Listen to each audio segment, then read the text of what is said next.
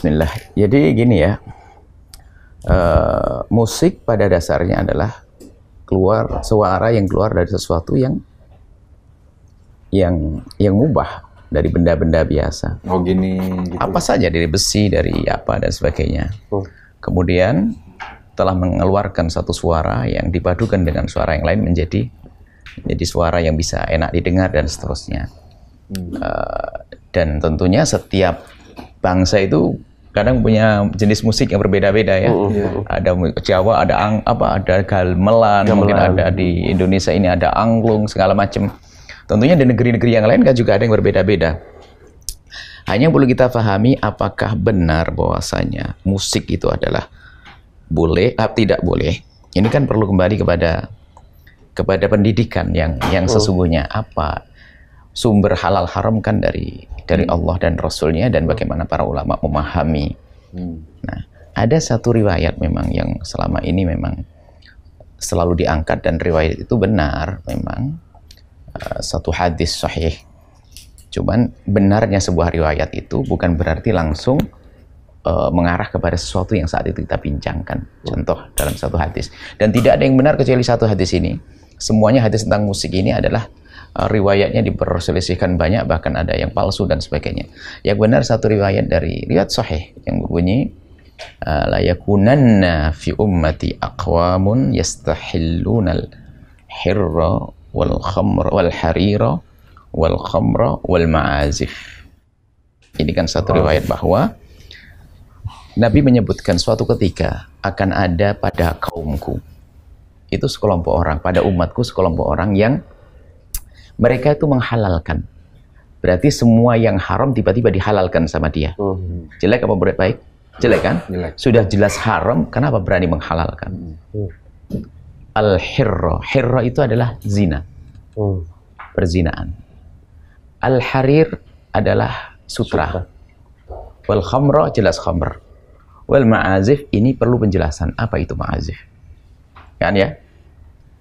Coba kita sekarang bicara sederhana dulu. Bahwasanya pengharaman zina sudah tahu semuanya, jelas ya, nggak usah banyak tanya, jelas. Makanya ini jelas, pengharaman zina jelas. Pengharaman sutra itu pun ternyata ada rinciannya, hanya bagi kaum pria. Berarti nggak bisa ditelan mentah-mentah, itu riwayat kan, ya kan? Tidak semuanya haram ternyata. Ternyata wanita boleh pakai. Padahal wanita min umat Nabi Muhammad kan. Kemudian khamr jelas. Innamal khamru wal maisur, ya kan? Pelarangnya. Cuman ma'azif yang terakhir ini, apa arti ma'azif? Ayo, di saat orang mengatakan ma'azif, alat yang melalaikan. Sekarang, apakah ada sebelumnya larangan tentang ma'azif? Alat-alat yang hiburan yang melalaikan ini? Belum pernah ada sebelumnya. Kenapa ini kok berita ini ada di sini? Nabi itu cerdas dan dari wahyu. Ini ma'azif itu biasanya memang mengiringi sebelumnya tadi. Makanya disebut sini. Jadi ini bukan ini yang dituju. Ma'azif itu biasanya orang mabuk, berzina, ada alat-alat, ada musiknya. Jadi pengharamannya bukan dari zatnya ini dulu. Kan begitu ya? Coba jelaskan. Karena belum ada pengharaman sebelumnya. Gamblang ya, jelas ya. Belum ada pengharaman sebelumnya. Makanya ma'azif itu ada di sini karena apa? Umumnya yang pertama zina sama mabuk itu adalah di tempat yang di situ ada apanya, yuk. Makanya sehingga nanti akan menjadi khusus yang betul-betul alat musik diharamkan adalah yang menggiring orang atau mengiringi orang untuk itu. Jadi gambarannya itu dulu supaya kita tidak buru-buru. Tapi bukan berarti setelah ini kita langsung main musik semuanya. Ada yang nggak bakat, ngaco juga hasilnya. Jadi kita bicara itu ada, tidak, mohon maaf ya, kata guru kami, kalau ingin bicara keluarkan dari hawa nafsu. Ya. Saya tidak senang musik misalnya, atau saya senang musik, lepaskan dari itu. Kita bicara. Kemudian kok para ulama mengharamkan, memang pengharaman ini harus karena yang ditemui waktu itu. Yang bisa bermain musik biasa memang orang yang mengiringi ini. Sehingga seolah-olah pakai penjelasan, jangan. Tapi ternyata ada sebuah musik yang muncul di sebuah kampung, untuk bangunin sahur kentongan namanya. Dulu kan. Itu kan juga musik. Bagaimana kita akan mengharamkannya? Dikembangkan lagi menjadi lebih indah dan sebagainya. Ini adalah gambaran ya, supaya kita tahu bagaimana rentetan hukum. Nah kemudian ma'azif itu sendiri artinya apa? Oh ini, jadi serius nih jadi ini. Enggak apa-apa, justru ini kan ma'azif ini kalau saya Lah ma'azif itu kan alat yang melalaikan katanya alat kan begitu. Melalaikan. Alat yang melalaikan. Sekarang pertanyaannya, setelah yang tadi ya kita kiring dari hadis tadi sudah jelas. Apakah semua alat yang melalaikan? Apakah semua yang melalaikan diharamkan? Ayo ini pertanyaan. Dunia ini lahbun walaibun. Bahkan dalam satu riwayat hadis Nabi, kullu ma laysa fihi dzikrun, segala sesuatu yang tidak ada mengingatkan kepada Allah disifati oleh Rasulullah fahuwa laibun wasahwun, laibun wasahwun walahwun. Segala sesuatu yang menjadikan kita lupa kepada Allah itu ada dianggap sebagai syahwu tadi dan lahwu tadi. Ma'azif tadi. Mana ma'azif? Ternyata Nabi pun menyebutkan ada pengecualian di sini. Ada jenis yang melalaikan tapi tidak haram loh. Kok ada lagi bikin lalai tapi tidak haram? Mudaba'adul rajuli imra'atahu. Bermesraan dengan istrinya. Ayo. Oke. Siapa? Ini hal enggak? Masa haram? Menjadi haram kalau meninggalkan sholat subuh gara-gara mesraan dengan istrinya kan begitu ya? Iya. Atau derbul khail, latihan main kuda. Wih. Nggak bisa ingat apa-apa. Ini konsen ini dengan menikmatinya, betul ya? Werimayah main panah. Wasibahah renang. Kalau nggak tenggelam nanti. Iya. Dan dikatakan dalam Al-Quran bahasanya dunia ini adalah wamal haidud dunya lahwun walaibun. Dunia itu juga lahu, tapi tidak semuanya haram. Iya, betul. Maka pengharaman terhadap lahwu itu adalah pengharaman kepada segala yang melalaikan adalah jika yang melalaikan itu menjadi sebab kita lalai dengan kewajiban. Tidak sholat, lupa istri. Artinya hidup tuh kadang begitu ada irama. Tapi irama yang halal dong. Jangan kenceng-kenceng pulang ke rumah ketemu istri. Assalamualaikum wahai istriku, apa kabar? Ya ada mesraan, coal-coal dengan istri kan begitu, colak-colak istri. Jangan kenceng-kenceng sama istri. Biarpun kiai itu hanya di mimbar saja itu kelihatan wibawanya. Sampai Amar dengan istrinya sudah nggak ada gelar ustadznya, sudah harus mesra, harus indah, harus gitu loh. Jadi hidup itu harus ada iramanya. Maka segala permainan yang melalaikan, jika tidak dibarengi dengan sesuatu yang haram, tidak dibarengi dengan yang haram, kayak minuman keras dan sebagainya, dan tidak menjadikan kita meninggalkan kewajiban, adalah bukan terlarang dong.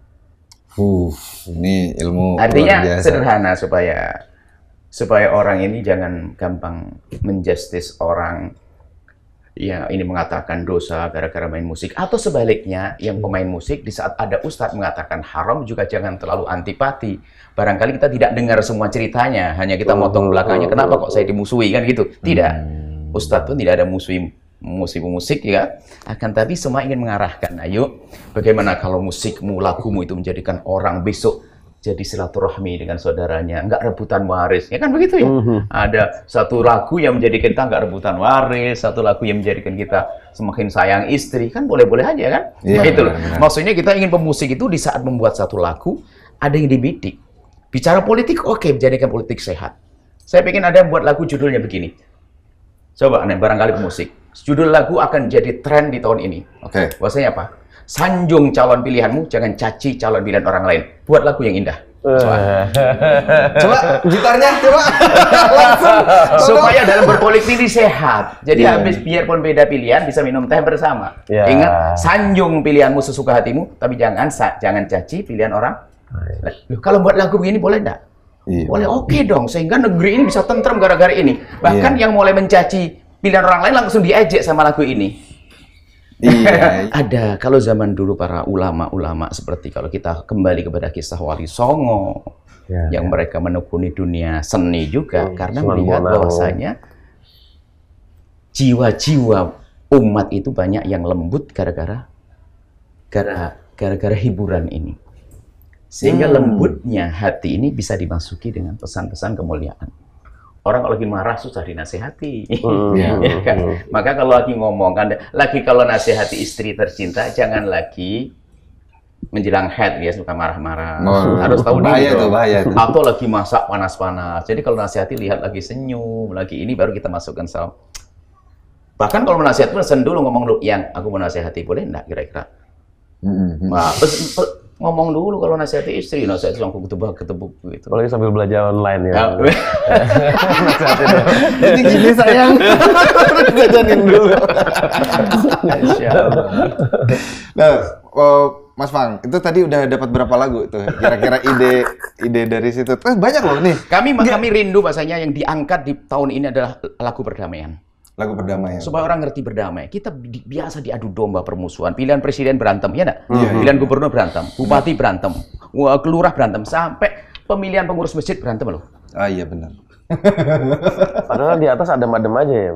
Makanya sekarang kita sudah jiwanya rusak. Makanya yang biasa rame di tempat rame itu, kalau kita intip di rumah tangganya suka berantem sama istrinya. Kita harus hidup indah. Nanti ada tip-tip gimana kita dengan sesama kok tidak indah. Bahkan kalau sama orang musuhi kita pun, bagaimana sikap kita? Apa kita balas dengan permusuhan? Kita sama dong dengan dia. Ada orang mencaci kita, kita balas caci maki. Kalau kita balas sama dong kita dengan dia. Kita perlu belajar adab, akhlak ini. Siapapun Anda. Kamu dicaci saja langsung, wah naik pitam. Berarti sebenarnya tampak kesombongannya. Aku tidak seperti itu. Aku lebih baik dari kamu. Kan begitu ya? Kita perlu menatah hati hari ini. Kita perlu belajar. Masukkan pesan ini melalui apa saja, yang penting nyampe. Melalui lagu apa saja. Kita perlu hari ini pesan perdamaian. Itu dia, menarik. Nah, kalau bicara perdamaian, jangan sok bicara tentang damai dunia, Palestina, Indonesia. Rumah tangga harus damai juga, loh gitu loh ya.